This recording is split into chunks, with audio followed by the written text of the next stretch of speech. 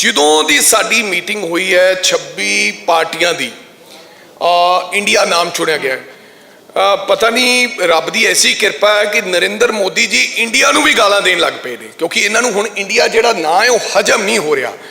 ਅੱਜ ਦੁਬਾਰਾ ਫੇਰ ਜਨਤਾ ਦੀ ਕਚਹਿਰੀ 'ਚ ਕਲੀਅਰ ਕਰ ਦਈਏ ਔਰ ਸਾਨੂੰ ਤਾਂ ਬਿਲਕੁਲ ਕਲੀਅਰ ਹੈ ਕਿ ਜਿੰਨੇ ਵੀ ਲਾਈਕ ਮਾइंडेड ਲੋਕ ਇਕੱਠੇ ਹੋਏ ਹੈ ਇਹ बीजेपी सरकार के खिलाफ और खास करके देश के प्रधानमंत्री नरेंद्र मोदी जी के खिलाफ इकट्ठे हुए हैं कि किद्दां असीं डेमोक्रेसी नूं बचाउणा है।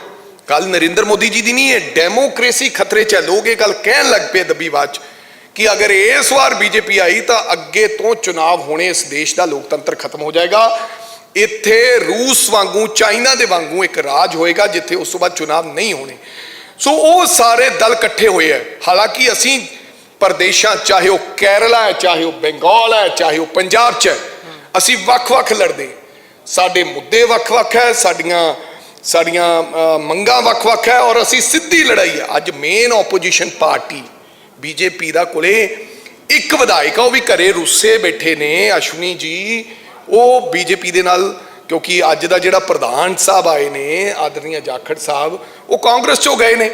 सो इस करके साडा अलायंस इंडिया अपर लैवल ते है, साडे नाल किसी का कोई अलायंस की गल, किसी प्रकार की कोई चर्चा, किसी प्रकार का कोई सवाल, कोई चर्चा ही नहीं। और आना थानू लगता है मीडिया ने चलाता सीट शेयरिंग, ये जिहड़ा बंदा ये कहता भी सीट शेयरिंग हो गई है उन्होंने पुछ के आओ भी तुसीं किहनूं सोनिया जी नूं, खरगे साहब नूं जां केजरीवाल जी नूं तुसीं मिले आए हो। किसी प्रकार की किसी पार्टी की सीट शेयरिंग की गल नहीं हुई। और मैं 100% श्योर है कि असी पंजाब दे विच, नॉट ओनली पंजाब, कई राज्यों के विच वो जिहड़ियां पार्टी लाइक माइंडेड उत्थे इकट्ठियां होईयां सी लेकिन वो अड-अड आपदे मुद्दों ते अड-अड थावां ते चुनाव लड़नगियां। साडा किसी ना किसी प्रकार का कोई अलायंस की गल नहीं है।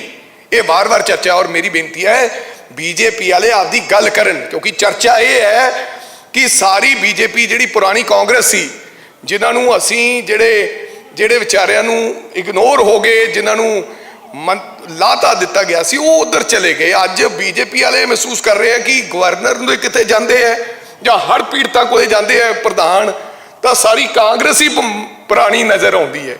अज जिहड़ा बीजेपी का जिहड़ा असली केडर सी जिन्होंने एक एक बंदे तो दूजा बंदा जोड़िया सी वो सारे निराश बैठे है।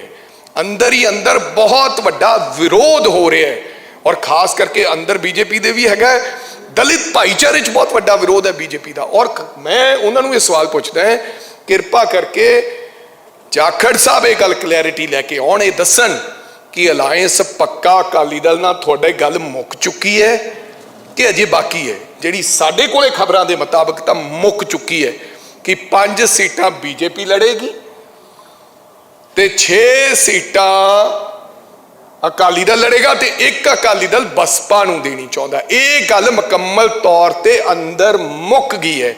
ये हुण इकट्ठे होके आपदी विਉਂਤ बना देन, लोग हुण धोखे च नहीं आउणगे। सो आपदी गल करन, साडी गल करन। पर वो तो कह रहे ने कहंदे भी कांग्रेस चों कोई ना कोई कहंदे मंत्री बनन नूं काला हो रखिया, कहंदे हुण डिसाइड नहीं हो रहा भी किहनूं किहड़ा महकमे वाला। चलो उन्हां नूं कहो आदरणीय 69 सालां दी उम्र दे विच व्यक्ति गल जदों करे ना उदों पायेदार वाली गल करनी चाहिए। जे साडा मंत्री कोई बन जे आम आदमी पार्टी च राजा वड़िंग राजनीति छड़ जाएगा, वो ये गल कन्फ्यूजन पैदा कर रहे हैं ना जाखड़ साहब कि इन्हां चों कोई मंत्री साडा अलायंस हो गया उत्ते मिल गए। जे कोई साडा मंत्री बने या साडा कोई व्यक्ति आम आदमी पार्टी राजा वड़िंग राजनीति छड़ जाएगा। अगर कोई नहीं बनया तो जाखड़ साहब किरपा करके आपदे बयान के मुतलक माफ़ी मंग लैन। मैं नहीं कहता वो राजनीति छड्डन क्योंकि छड्डनी नहीं।